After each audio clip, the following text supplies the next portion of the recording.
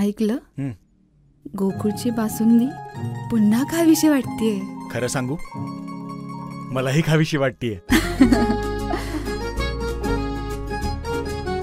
पुन्हा पुन्हा खावीशी वाटणारी गोकुळ बासुंदी.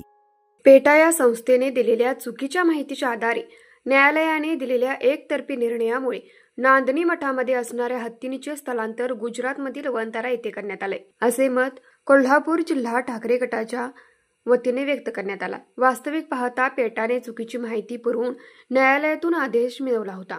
याचा परिणाम स्थानिक संस्कृती, धार्मिक परंपरा या गोष्टीवर होत असेल आणि यामुळे कायदा व सुव्यवस्था बिघडून भावनिक, धार्मिक आणि सामाजिक तणाव निर्माण होण्याची भीती असून राज्य शासनाने केवळ बघ्याची भूमिका घेतल्याचे मत ठाकरे गटाने व्यक्त केले. राज्य सरकारला पेटाच्या या घटनेत हस्तक्षेप करता येत असून त्यांनी धार्मिक भावना दुखावणाऱ्या या गोष्टीला शांत राहून मूकसंमती दर्शवली आहे.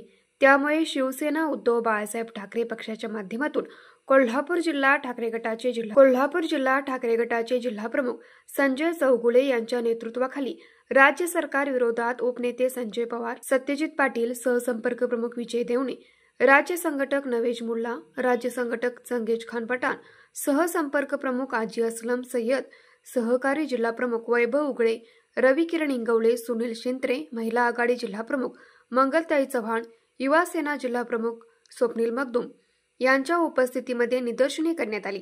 यावेळी राज्य सरकारचा निषेध नोंदवून तहसीलदार सुशील बेलेकर यांना निवेदन देण्यात आलं. तरी या आंदोलनकरिता सर्व पदाधिकारी, महिला आघाडी, युवा सेना, अंगीकृत संघटनाचे पदाधिकारी आणि शिवसैनिकांनी उपस्थित राहून आपला निषेध व्यक्त केला. न्यूज मराठी 24 साठी विनोद शिंगे, हातकणंगले.